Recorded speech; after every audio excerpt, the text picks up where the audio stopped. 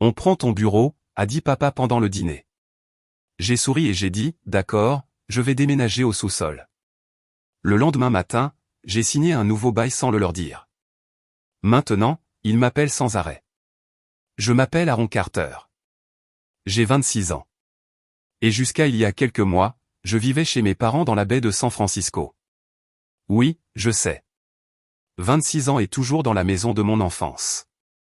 Croyez-moi, ce n'était pas parce que je voulais être bien au chaud sous le toit de papa. C'était parce que les loyers de la baie de San Francisco ressemblent à une mauvaise blague et que j'essayais de monter mon entreprise de développement web sans me noyer dans les dettes. Et ce bureau, mon bureau, c'était tout. Ce n'était pas juste une pièce. C'était le garage aménagé que j'avais transformé en espace de travail en 3 ans. J'ai posé le parquet, peint les murs, installé moi-même les panneaux d'insonorisation. Un bureau sur mesure que j'ai construit en bois de récupération, 2 écrans, une bonne gestion des câbles, des petites plantes et des tasses en céramique dépareillées.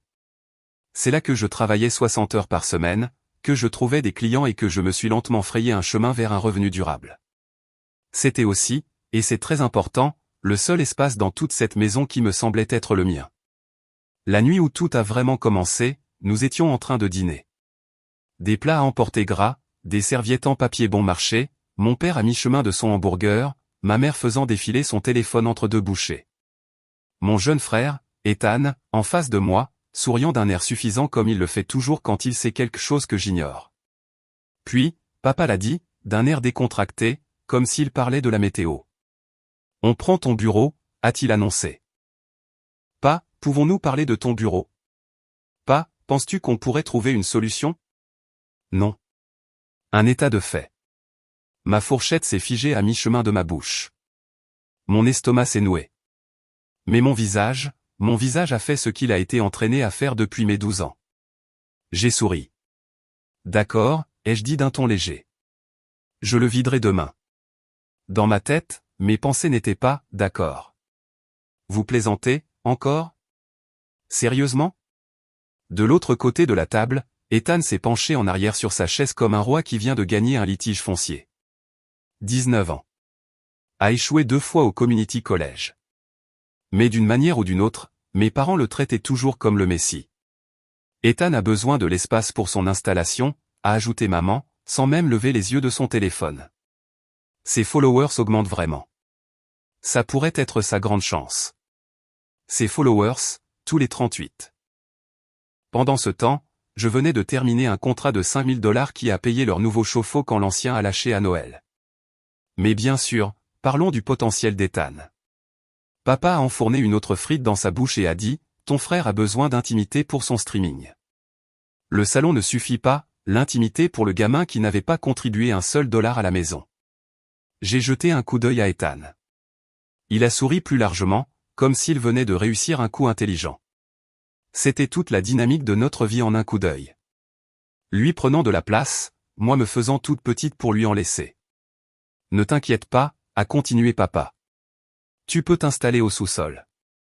Notre sous-sol a son propre caractère. Des murs à moitié finis, un sol en béton, cette odeur de moisie persistante qui s'accroche à vos vêtements. Le plafond est si bas que je dois me baisser sous une poutre pour marcher. Et le Wi-Fi, oublié. Il coupe à mi-chemin des escaliers. Mon bureau dans le garage était lumineux, propre, câblé, organisé. Le sous-sol était l'endroit où nous jetions les choses dont nous ne voulions pas nous occuper. Bien sûr, ai-je répété, ma voix étrangement distante à mes propres oreilles. Le sous-sol. À l'intérieur, je cataloguais tout.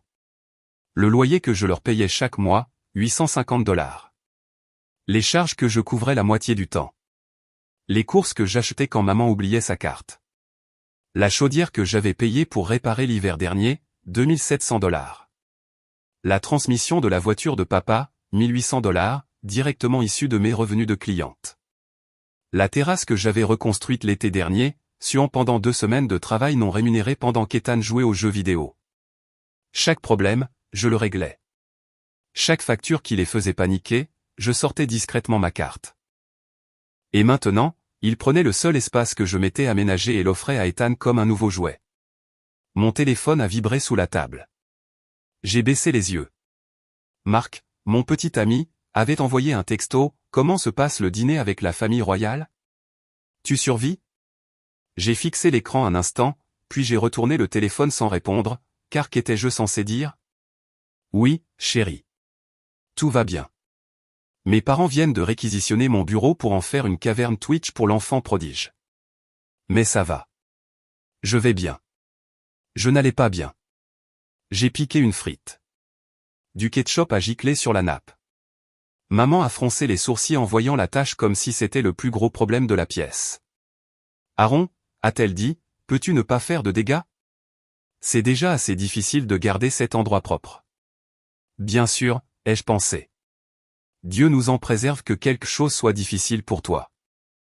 J'ai mangé en silence, mon appétit envolé, mon esprit rejoint les 3 dernières années. Et en avance rapide, combien de fois m'avait-on dit une version de « la famille s'entraide » alors qu'en réalité, il voulait dire « tu nous aides et nous trouvons des excuses à Ethan ». Quand j'ai obtenu mon diplôme, l'accord était simple. Je vivrai à la maison pendant un certain temps, je paierai un loyer et j'économiserai. Raisonnable. Ce qui s'est réellement passé, c'est que je suis devenu le support technique, la bricoleuse, le fonds d'urgence et l'amortisseur émotionnel. Le tout réuni en une fille pratique et sous-payée. En haut, je savais que mon bureau m'attendait. Mon bureau, mon tableau blanc, mes câbles soigneusement organisés, mes notes collées au mur comme des constellations de progrès, et mes parents venaient de le donner nonchalamment à un gamin dont la carrière consistait à hurler dans un micro en jouant mal à Valorant. Après le dîner, j'ai apporté mon assiette à l'évier et les laver. Une habitude, les mains bougeant en pilote automatique pendant que mon cerveau tournait. N'oublie pas, a crié papa depuis le salon. Il faudra que le garage soit vidé d'ici ce week-end pour qu'on puisse commencer à y installer les affaires d'Ethan. Compris, ai-je répondu. Je suis allé au garage. J'ai fermé la porte derrière moi et je me suis appuyé contre, soudainement épuisé. L'odeur familière de poussière, de café et d'électronique chaude m'a enveloppé comme une couverture. Ma souris, mon clavier, mes écrans. L'établi sur mesure que j'avais construit, poncé, teint et verni de mes propres mains. Chaque centimètre de cette pièce était un rappel physique que j'avais construit quelque chose, que je n'étais pas juste une enfant adulte parasite qui profitait de ses parents. Sauf que dans leur récit, c'est ce que j'étais. Mon téléphone a de nouveau vibré. Marc, sérieusement, tu vas bien? J'ai tapé, oui, ça va. Juste des histoires de famille. Puis je l'ai effacé. À la place, j'ai posé le téléphone face contre le bureau, je me suis assise sur ma chaise et j'ai fixé le mur. Et quelque part entre la trace où j'avais heurté ma chaise et la minuscule fissure près du plafond, quelque chose en moi s'est finalement et doucement brisé. Pas avec un cri dramatique, pas avec une dispute, juste une pensée claire et froide qui s'est mise en place. Je ne peux pas continuer à vivre comme ça. J'ai regardé mon bureau, non pas comme une pièce que je perdais, mais comme la preuve de ce que je pouvais faire seul. Si j'ai pu construire ça pour eux, qu'est-ce que je pourrais construire juste pour moi? C'était la dernière nuit que je passais dans cette pièce en tant que fille serviable qui trouverait toujours une solution. Le lendemain matin, j'avais un rôle différent en tête, et ma famille, ils n'avaient aucune idée de la tempête qui allait leur tomber dessus. Le lendemain matin, je ne suis pas descendu pour le petit déjeuner.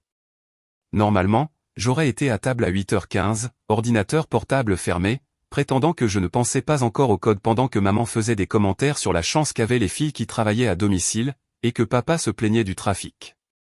Ethan aurait fait défiler son téléphone, levant les yeux au ciel à tout ce qui ressemblait à un effort. Au lieu de cela, je suis resté assise dans ma voiture garée au bout de notre allée, moteur éteint, le monde encore brumeux dans la lumière matinale. L'écran de mon téléphone brillait dans ma main. Les annonces d'appartements de la baie de San Francisco ne sont pas pour les âmes sensibles.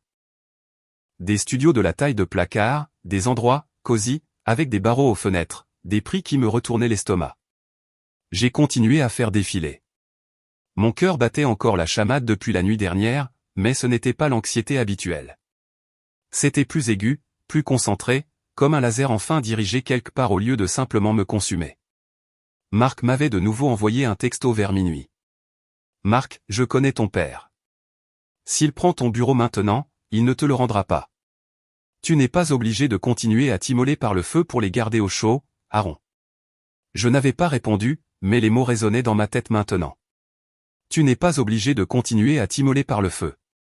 Une annonce a attiré mon attention. Studio à Auckland.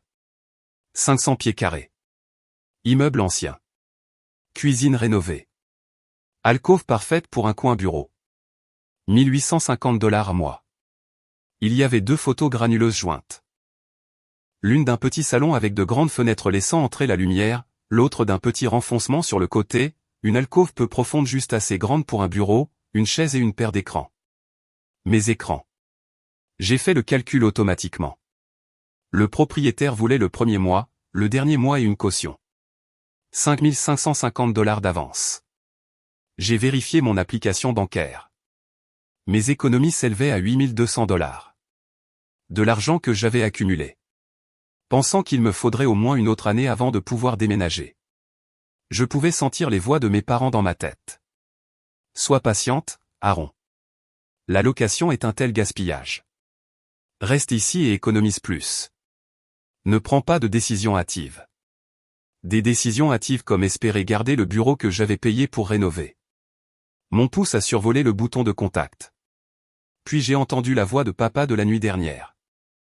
Tu peux t'installer au sous-sol, comme s'il me faisait une faveur. J'ai appuyé sur « Appeler ». Une femme a répondu à la deuxième sonnerie. Ici Janet.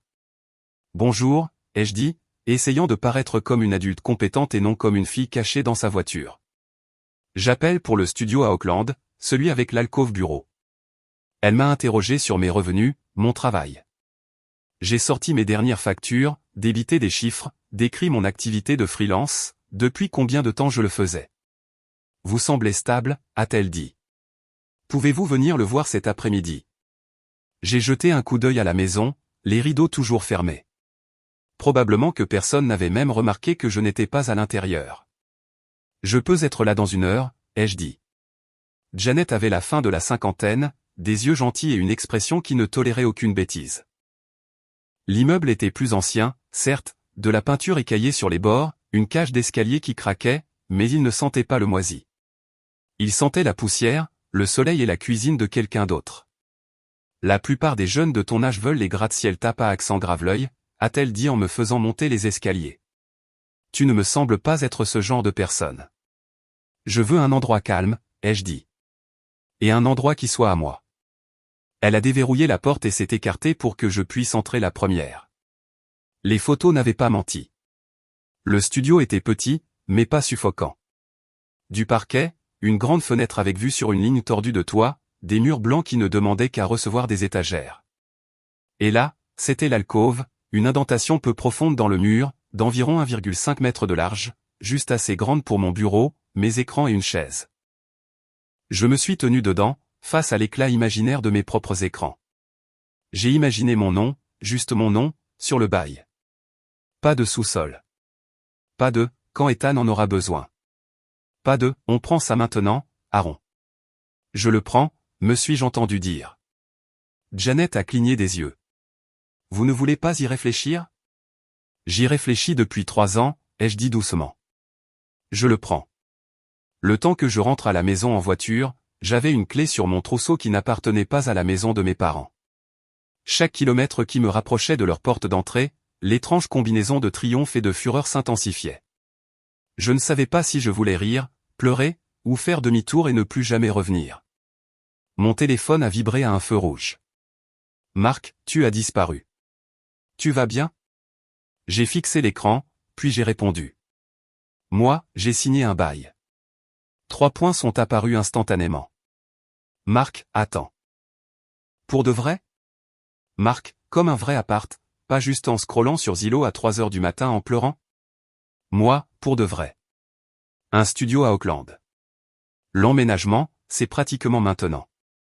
Marc, putain Aaron, je suis si fier de toi. Quelque chose s'est serré dans ma gorge. Marc, tes parents sont au courant? Moi, pas encore. Marc, dis-moi si tu veux du renfort. Moi, je gère. Pour une fois, je gère vraiment. Je me suis garé dans l'allée, j'ai coupé le moteur et je suis resté assise un instant, à regarder la maison. Elle était exactement la même que d'habitude.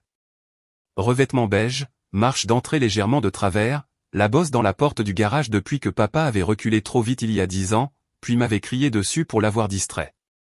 Rien n'avait changé, sauf moi. Maman était dans la cuisine quand je suis entré, déchargeant des courses que je n'avais pas achetées. Timing parfait, a-t-elle dit sans lever les yeux. Peux-tu retourner faire des courses plus tard pour prendre ce que j'ai oublié? Quoi donc, ai-je demandé en laissant tomber mes clés dans le bol près de la porte. Elle a énuméré une liste. Essuie-tout, lessive, des snacks qu'Ethan aimait.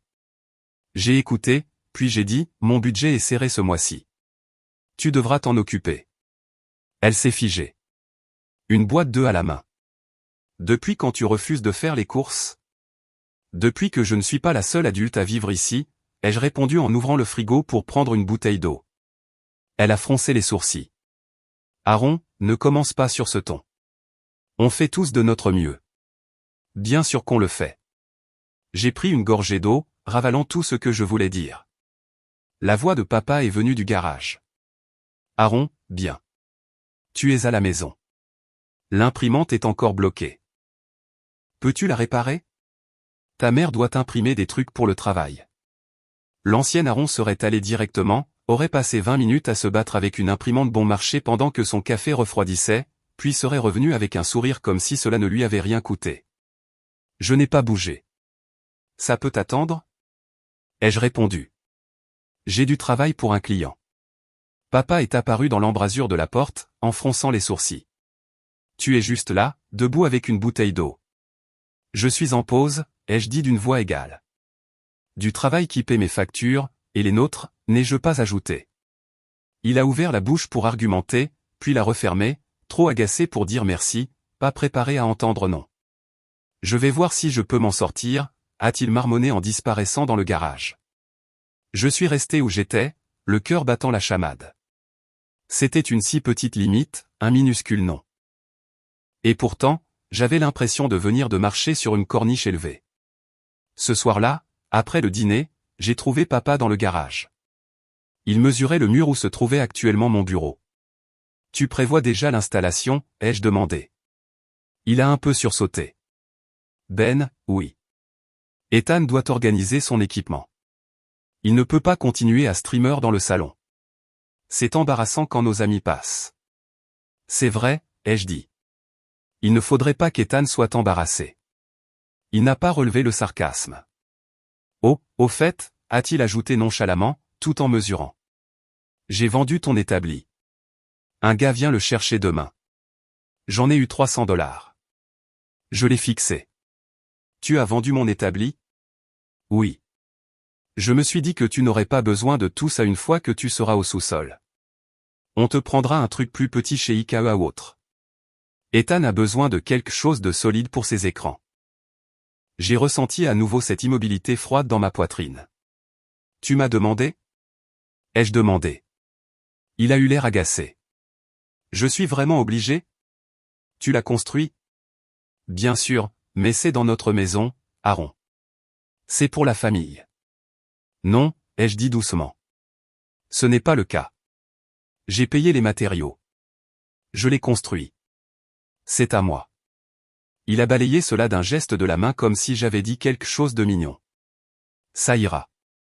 On partagera avec toi. $100. C'est plus qu'équitable. Équitable. Mes mains tremblaient, mais pas ma voix. Garde-le, ai-je dit en me tournant vers mon ordinateur et en rallumant l'écran. Considère-le comme mon dernier investissement dans la banque d'Ethan. Il a hésité. Tu es d'humeur aujourd'hui. C'est à cause du bureau? De ton frère? C'est à cause de tout, ai-je coupé. Il s'est agité, mal à l'aise. Écoute, on est une famille. On s'entraide tous. C'est comme ça que ça marche. J'ai failli rire. On s'entraide tous, comme si cela avait déjà été mutuel. Bien sûr, ai-je dit, les yeux sur mon écran. On verra bien. Il est parti, en marmonnant quelque chose dans sa barbe. Dès que la porte s'est fermée, j'ai fait Alt plus Tab pour quitter mon code et j'ai ouvert un nouvel onglet. UAL, samedi matin, aller simple. Je l'ai réservé. L'email de confirmation est apparu dans ma boîte de réception. Déménagement dans 3 jours. Pendant les 2 jours suivants, je suis devenu un fantôme dans ma propre maison. J'étais toujours présente au repas, je répondais encore aux questions occasionnelles, mais entre les appels clients et les validations de code, je faisais mes cartons. Pas les choses évidentes, pas la grande télé ou le cadre de lit ou le canapé. Cela pouvait rester ici, comme des coquilles vides, comme une vie de l'heure. J'ai emballé mes vrais biens de valeur, mes disques durs, mes documents importants, les vêtements que je portais vraiment, mes écrans, mes tasses préférées, les plantes qui étaient encore en vie. Chaque jour, je chargeais quelques cartons dans ma voiture pendant que maman était au travail et qu'Ethan streamait pour sa poignée de spectateurs. Chaque soir, je conduisais jusqu'à mon nouveau studio, j'ouvrais la porte de la cage d'escalier qui craquait, et je montais un autre morceau de moi-même au 2e étage. À chaque voyage, l'air semblait différent, plus pur, plus léger. Le vendredi soir, environ 70% de ma vie était déjà à Auckland. Il ne savait toujours rien. Et quelque part au fond de ma poitrine, sous des années de ressentiment et d'épuisement, quelque chose comme de l'excitation a vacillé. Il pensait que je déménageais au sous-sol. Ils n'avaient aucune idée que je déménageais complètement hors de leur histoire.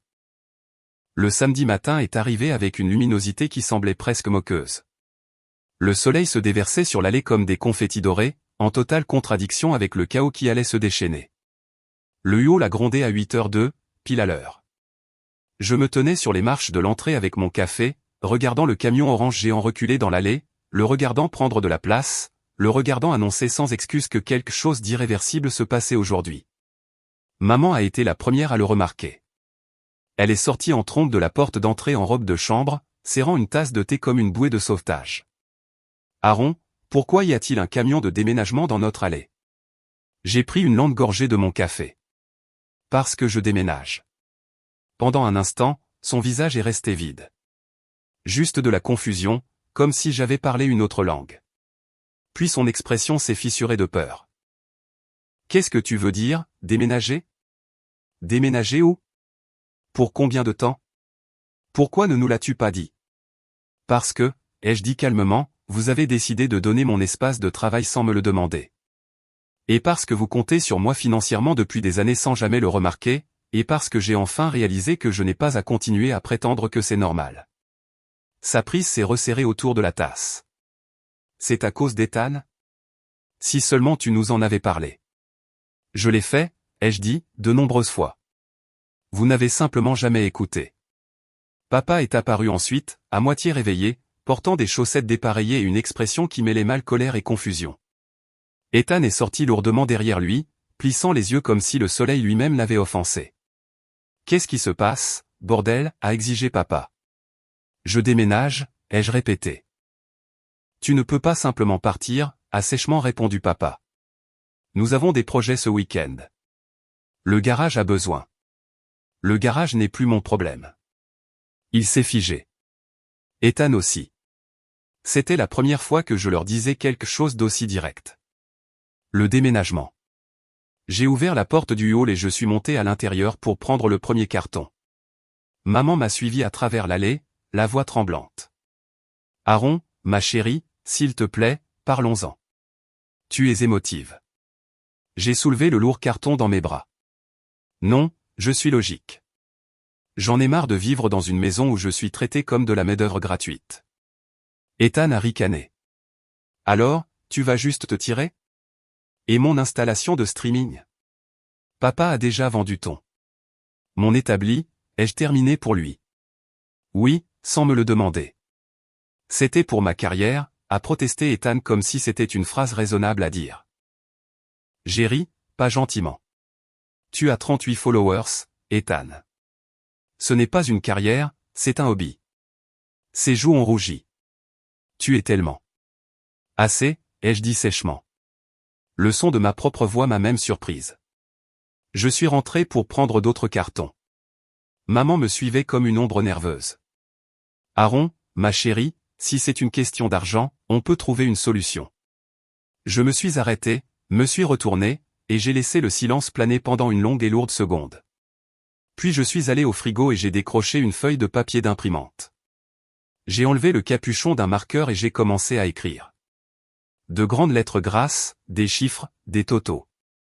Maman et papa regardaient, confus. Quand j'ai eu fini, j'ai plaqué le papier sur la porte du frigo. Voilà, ai-je dit, c'est pour ça que je pars. Papa s'est approché, plissant les yeux. La liste, contribution d'Aaron, 12 derniers mois, loyer payé, 10 200 $. Charge, 1800 $. Courses, 4800 $. Réparation de la chaudière, 2700 $.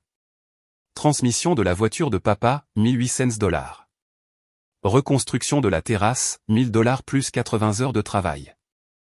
Fourniture d'entretien de la maison, 2400 $. Support technique et main-d'œuvre, heures innombrables. Total, 24 800 $ et plus. Puis en dessous, contribution d'Ethan, argent, 0. Tâches ménagères, 0. Attitude, insupportable. La mâchoire de maman est tombée. Ça ne peut pas être autant. Je garde les reçus, ai-je dit. Vous pouvez vérifier. Papa s'est passé une main sur le visage. Aaron, pourquoi n'as-tu rien dit? Ma voix était si stable qu'elle m'a même fait peur. Je l'ai fait, pendant des années. Chaque fois que je parlais d'argent, vous me disiez que je réagissais de manière excessive, que j'étais égoïste ou que la famille s'entraide, mais apparemment, cela ne s'appliquait qu'à moi. Ethan a soufflé derrière nous.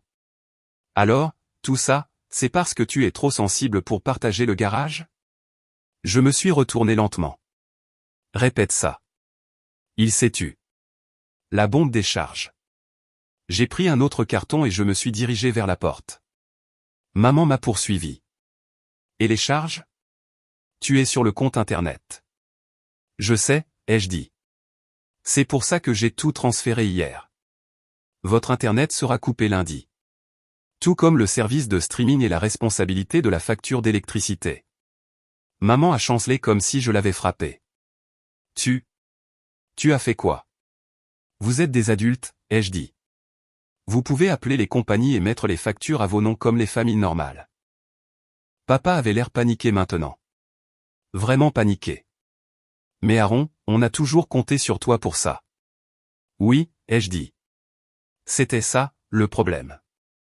Le dernier chargement. Le dernier carton que j'ai pris n'était pas lourd, juste sentimental. Quelques photos encadrées, une minuscule tasse en argile que j'avais faite en 6e. Une carte d'anniversaire de marque que j'avais gardée.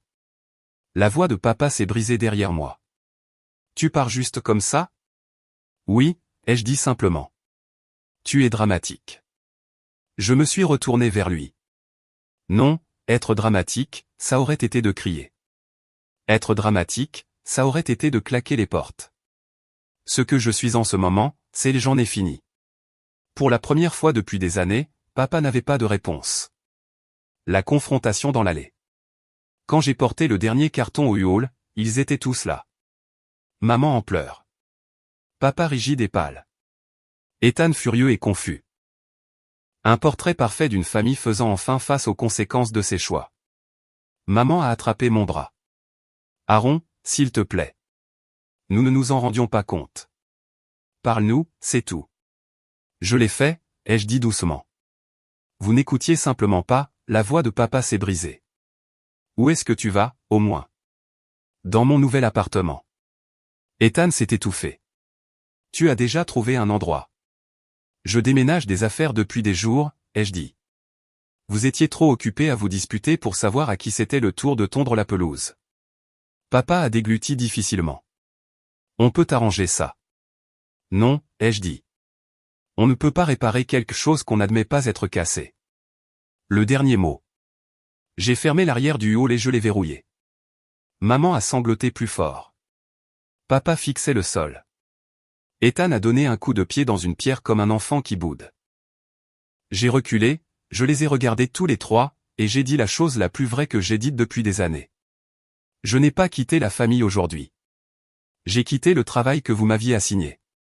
Puis je suis monté dans le U-Haul, j'ai démarré le moteur, et je me suis éloigné de la maison où j'avais passé des années à prétendre que ça ne me dérangeait pas d'être celle qui tenait tout ensemble. Dans le rétroviseur, ils se tenaient figés dans l'allée. 3 personnes réalisant soudainement qu'elles avaient construit toute leur vie sur mon travail, et qu'elles n'avaient aucune idée de quoi faire sans. Ma première nuit dans le studio était irréelle. Pas de bruit de pas martelant le couloir. Pas de « Aaron, tu peux regarder ça vite fait ?» Pas d'Ethan hurlant dans un casque à plein volume. Pas de pression invisible constante qui me serrait les côtes, juste le silence. Je me suis assise par terre avec des nouilles à emporter, mes écrans branchés sur le sol, les fils à moitié enroulés comme des serpents endormis. Une petite lampe brillait sur un carton retourné. Ce n'était pas glamour, mais c'était à moi. Marc est passé vers 21h, avec une bouteille de vin bon marché. Quand j'ai ouvert la porte, il a regardé l'appartement presque vide, puis moi. « Tu l'as vraiment fait ?» a-t-il soufflé. « Je l'ai fait. » Son visage s'est adouci. « Tu as l'air plus légère. » Je ne me sentais pas encore plus légère. Pas exactement. Plutôt comme une montgolfière qui venait de couper ses cordes. Encore chancelante, encore instable, mais indéniablement en train de monter.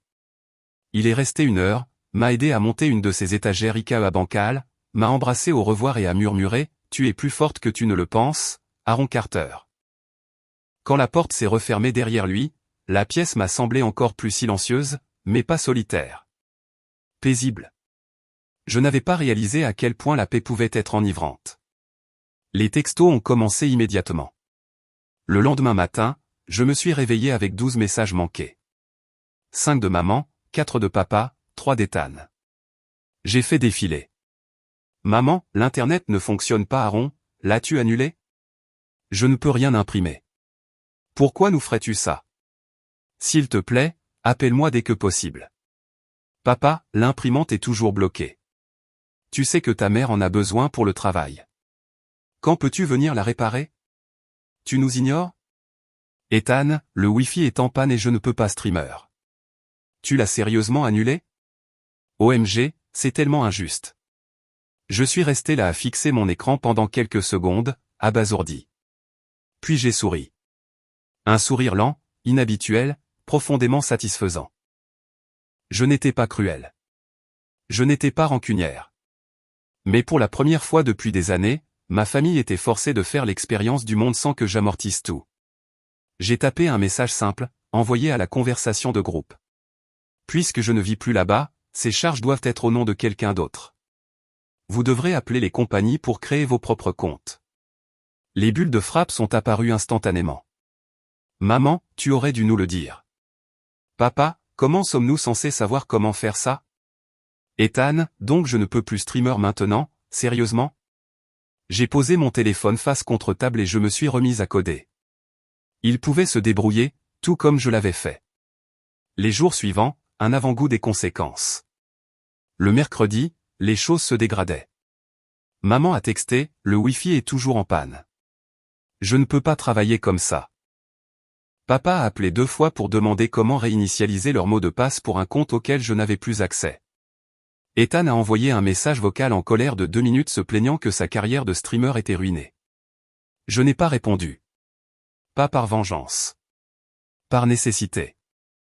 Si je leur cédais ne serait-ce qu'1 pouce, ils prendraient 1 kilomètre. La maison, le sous-sol, ma paix. Et je n'allais pas faire marche arrière. Mais le jeudi matin, j'ai reçu un appel inattendu. Papa. Cet appel manquait, puis 8. Puis un texto. Appelle-moi maintenant. C'est une urgence. J'ai soupiré, pincé l'arête de mon nez et je l'ai rappelé. Il a répondu instantanément. Aaron, Dieu merci, la chaudière a lâché. La maison est glaciale. Je me suis adossé au mur de mon studio, regardant par la fenêtre les toits en pente. Et ai-je demandé. Nous n'avons pas les moyens de faire venir quelqu'un, a continué papa, la voix tendue par la panique. Ils veulent $200 juste pour jeter un œil, plus les pièces, plus la main-d'œuvre. Nous n'avons pas ce genre d'argent en ce moment. Un rire amer et froid est monté dans ma poitrine. Ils n'en avaient pas parce qu'ils avaient toujours utilisé le mien. As-tu vérifié le code d'erreur, ai-je demandé. Papa a tâtonné autour de la chaudière, respirant bruyamment dans le téléphone.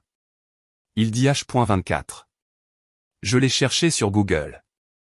Allumeur défectueux. Pièce à $95. Remplacement facile. Si vous savez ce que vous faites. Si vous ne le savez pas, vous pouvez griller la carte de contrôle, ce qui coûterait des centaines de dollars de plus. J'ai pris une lente inspiration. Je vais te dire quel est le problème, ai-je dit, et quelles sont tes options. J'ai entendu maman et Ethan planer à proximité, retenant leur souffle. Tu peux engager un professionnel, ai-je dit.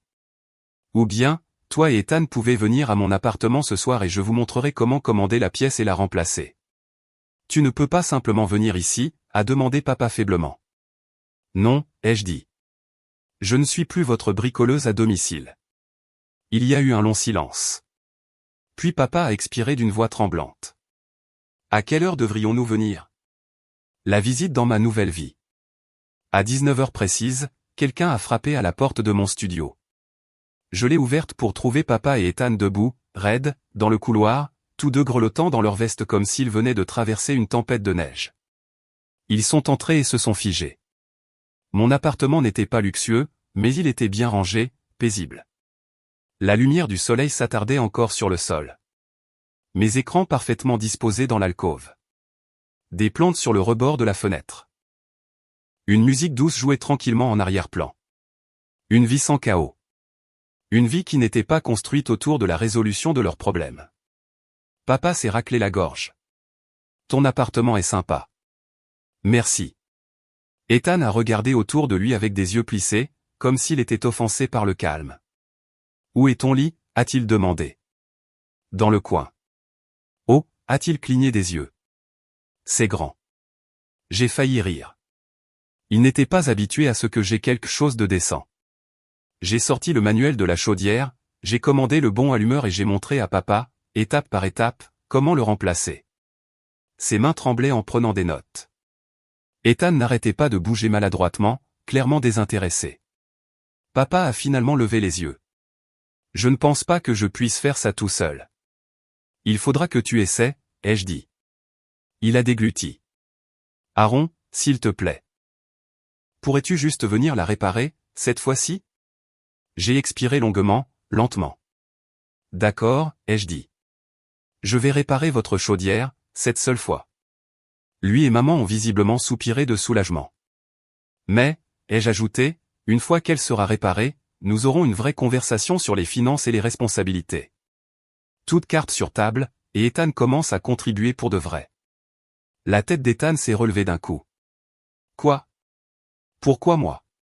Parce que tu vis là-bas, que tu as 19 ans et que tu t'es assez laissé porter, a sèchement répondu papa. Ethan avait l'air trahi, comme si c'était moi qui réécrivais les lois de la physique. Mais la vérité était que la physique fonctionnait enfin correctement. La gravité retombait sur tout le monde de manière égale maintenant. La chaudière, le changement, les nouvelles règles. Le lendemain, je suis retourné à la maison pour la première fois depuis mon départ. Franchir la porte d'entrée était surréaliste, comme entrer dans un endroit où j'avais vécu mais auquel je n'appartenais plus. Papa avait l'air épuisé. Maman avait l'air embarrassée. Ethan avait l'air furieux. Je suis allé directement au sous-sol, j'ai remplacé l'allumeur, j'ai testé le système et j'ai fait redémarrer la chaudière. Cela a pris moins d'1 heure. Moins de temps que la plupart de mes appels clients. Quand je me suis relevé, en essuyant la poussière de mes mains, ils me regardaient tous les trois comme si j'avais ressuscité quelqu'un d'entre les morts.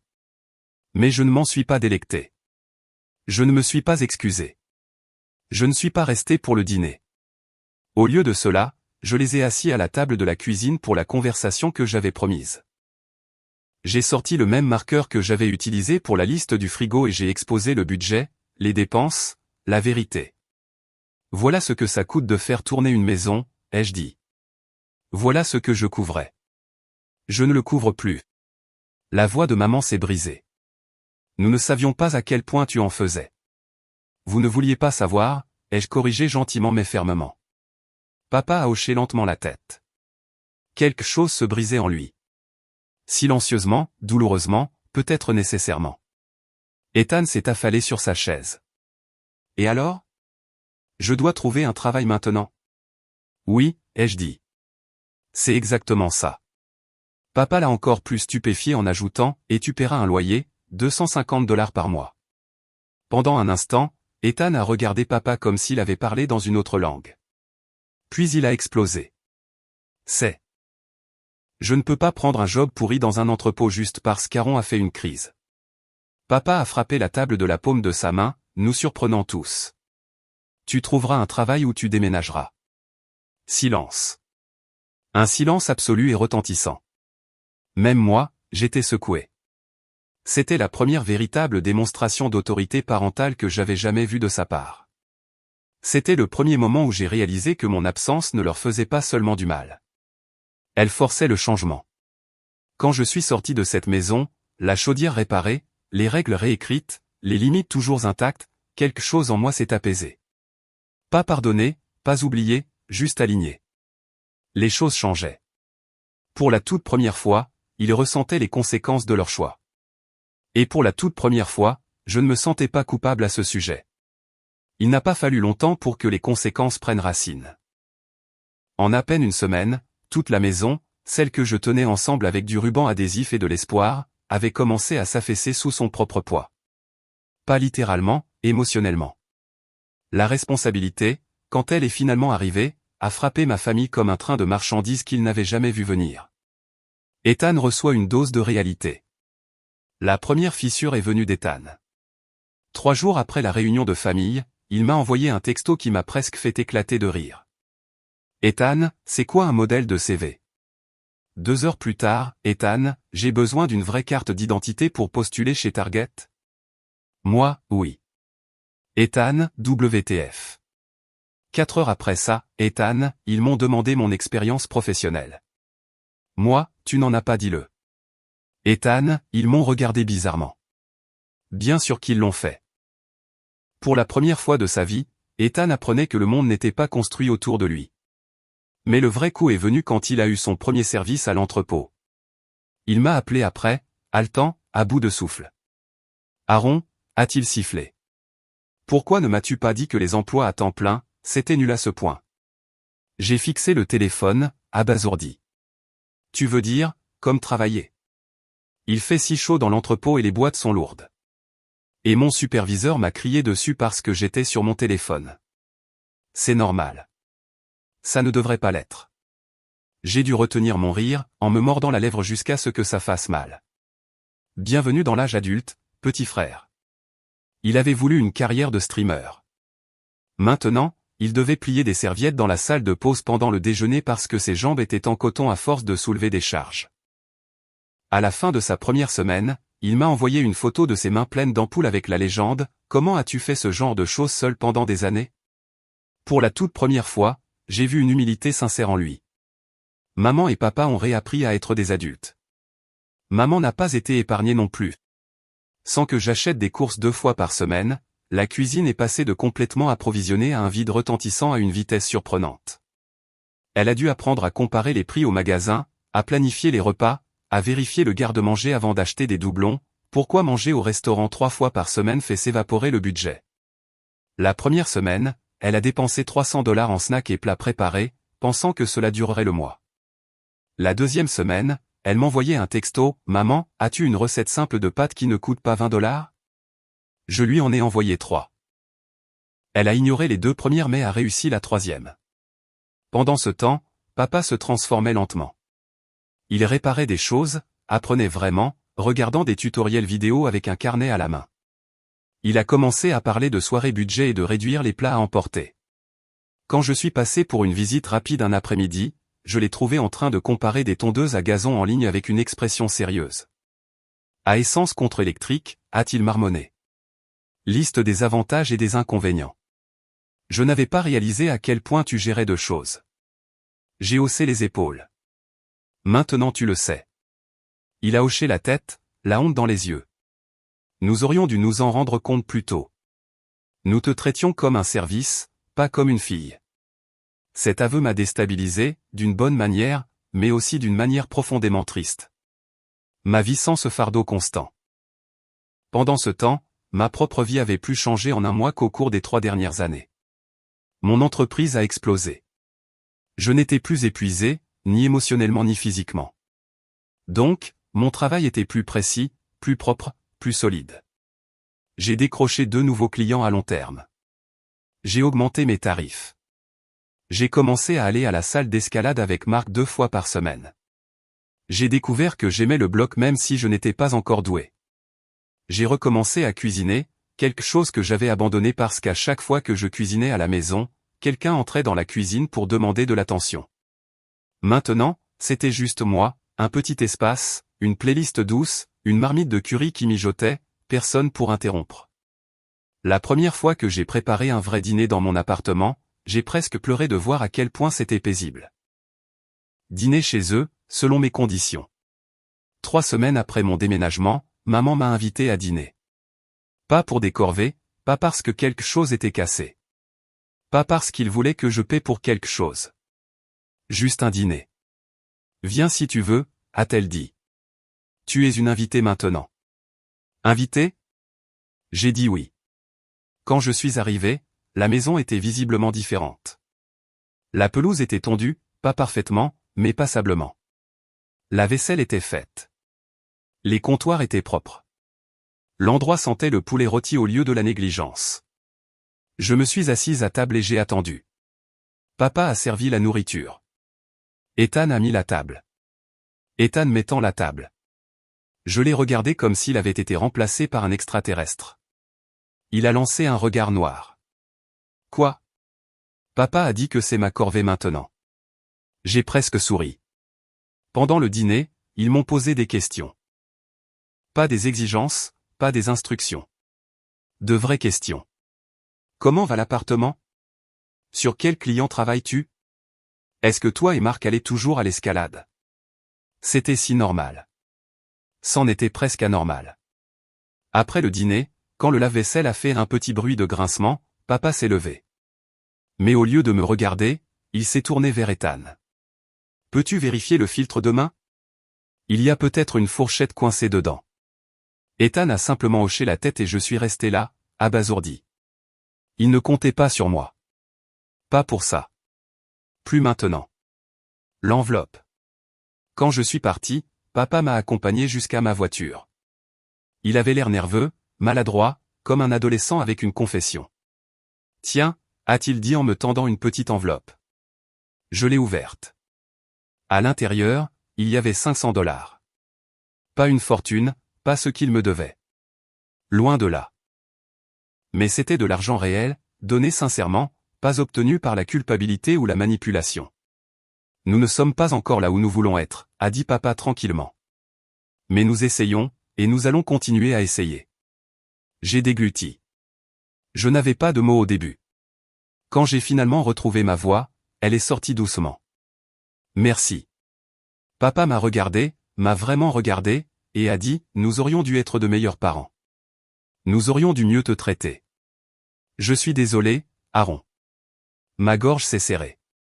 Je ne m'attendais pas à des excuses. Pas de sa part, jamais. Le texto inattendu. 2 nuits plus tard, alors que je me brossais les dents, une notification est apparue.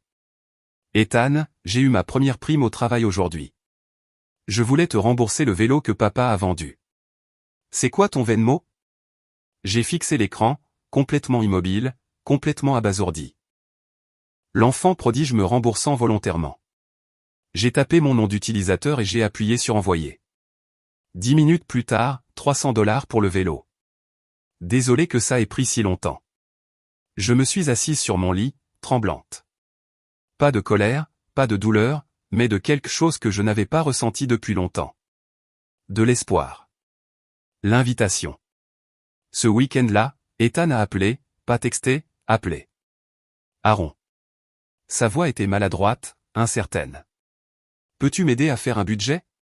Le boulot à l'entrepôt a un truc de plan de retraite, et je ne comprends pas comment ça marche. J'ai cligné des yeux. Bien sûr, ai-je dit.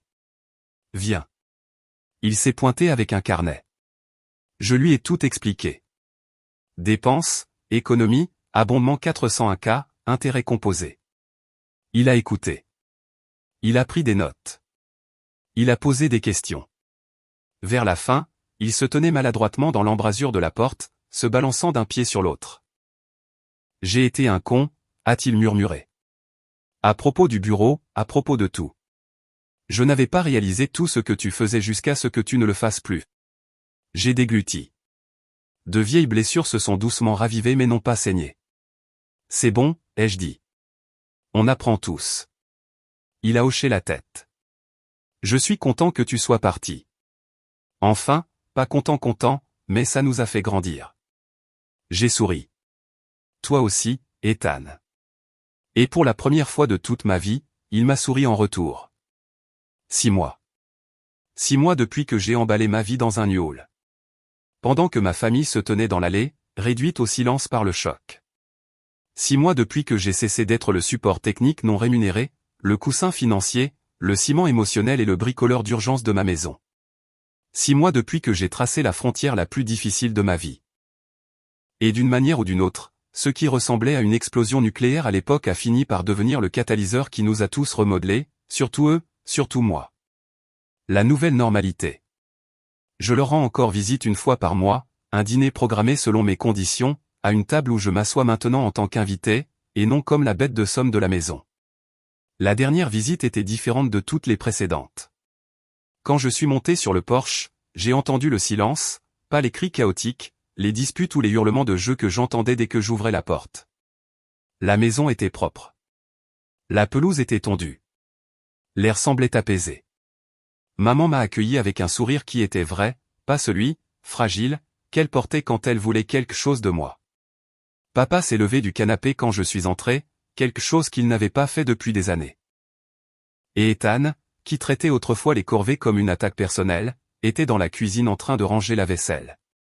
Ranger la vaisselle volontairement. Nous nous sommes assis pour dîner. Poulet rôti, haricots verts, pommes de terre. Rien d'extraordinaire, mais tout semblait différent. Maman m'a interrogé sur mes projets. Papa m'a demandé mes progrès en escalade. Ethan, de manière choquante, m'a demandé si je pouvais l'aider à choisir un nouveau matelas parce qu'il avait mal au dos à cause des services à l'entrepôt. Presque domestique, presque paisible, presque comme une famille. Le moment du lave-vaisselle. À mi-parcours du dîner, le lave-vaisselle a émis un bruit de grincement fort, un son familier qui déclenchait habituellement ma réponse pavlovienne de me lever et d'aller le réparer. Instinctivement, mes épaules se sont tendues. Papa a regardé droit vers le lave-vaisselle. Puis, à ma grande surprise, il s'est tourné vers Ethan. « Peux-tu vérifier le filtre de main ? Il y a probablement quelque chose de coincé dedans. » Ethan a simplement haussé les épaules. « Oui, je m'en occupe. » Papa ne m'a même pas jeté un regard. Pas une seule fois. C'était une si petite chose, mais ça a fissuré quelque chose dans ma poitrine. Du soulagement, une justification, et de manière inattendue, quelque chose comme du deuil, parce que cette répartition normale des responsabilités était tout ce que j'avais voulu pendant des années. Et il avait fallu que je parte pour qu'ils le comprennent. L'enveloppe de la responsabilité. Après le dîner, papa m'a accompagné jusqu'à ma voiture. Il avait de nouveau l'air nerveux, comme la dernière fois. Il a sorti une enveloppe de sa poche. À l'intérieur, $500. Un autre paiement, a-t-il dit tranquillement. Pour la chaudière, pour la terrasse, pour tout. Tu n'es pas obligé, ai-je dit doucement. Il a secoué la tête. Si. Nous avons profité de toi, Aaron, pendant trop longtemps. Nous ne le voyons pas parce que tu faisais en sorte que tout paraisse facile. Et parce que nous nous attendions à ce que tu ne craques jamais, a-t-il dégluti. Tu as eu raison de partir. Tu as eu raison de nous faire grandir. J'ai cligné des yeux rapidement. L'air semblait épais. J'apprécie, ai-je finalement murmuré. Vraiment ? Il a hoché la tête une fois. Nous aurions dû être de meilleurs parents. Voilà encore. Des excuses que je pensais ne jamais exister en dehors de mes fantasmes, mais maintenant, elles étaient réelles. Autour d'Ethan. 2 semaines plus tard, Ethan m'a envoyé un texto. Pas pour demander de l'argent, pas pour se plaindre, pas pour me culpabiliser, mais pour me rembourser. Ethan, papa a dit que je devais prendre mes responsabilités pour le vélo qu'il a vendu. Voilà $300. Désolé que ça ait pris si longtemps. J'ai fixé la notification et j'ai éclaté de rire. De vraies excuses de la part d'Ethan. Un vrai remboursement ? Nous étions en plein territoire d'univers alternatif. Puis un autre texto est arrivé. Ethan, aussi, l'entrepôt propose un abondement 401K, mais je n'ai aucune idée de ce que ça veut dire. À l'aide. Je l'ai invité. Il s'est pointé, rasé de près, épuisé par un vrai travail, portant un carnet. Nous nous sommes assis à ma petite table à manger, passant en revue des fiches de budget comme des adultes. Des adultes. Il a écouté. Il a pris des notes. Il n'a pas discuté une seule fois. À la fin, il s'est attardé à la porte. Et, a-t-il dit maladroitement. Je sais que j'ai été horrible pendant des années, mais je veux faire mieux maintenant. J'ai hoché la tête. Tu fais mieux. Il a eu l'air soulagé, comme s'il avait retenu son souffle depuis le jour de mon départ. Ma vie maintenant. Mon entreprise a doublé. Mon stress a diminué de moitié. J'ai eu un meilleur sommeil, de meilleurs clients, de meilleures limites. Marc et moi nous sommes rapprochés. Nous allions à l'escalade chaque semaine. J'ai arrêté de sentir que je devais cacher des parties de ma vie pour protéger mon énergie des besoins de ma famille. Je n'étais plus épuisé. Je construisais une vie, un avenir, une colonne vertébrale. Et ma famille, de manière choquante, avait appris à construire des choses aussi. Le vrai rebondissement. La plupart des gens pensent que couper les ponts est le seul moyen de se retrouver. Et parfois, c'est absolument le cas. Mais parfois, le simple fait de prendre ses distances suffit à secouer le sol sous les pieds de quelqu'un d'autre. Mon départ n'avait pas détruit ma famille. Il nous avait reconstruits, avec des limites, avec du respect, avec de la clarté, avec de la responsabilité. Est-ce que je leur faisais confiance à 100%? Pas encore. Mais la confiance se gagne goutte à goutte, pas par saut. Et pour la première fois de ma vie, il gagnait ses gouttes régulièrement. Je ne sais pas exactement à quoi ressemblera notre avenir, mais je sais ceci, partir nous a sauvés. Partir m'a sauvé. Et ce sera toujours le rebondissement le plus choquant.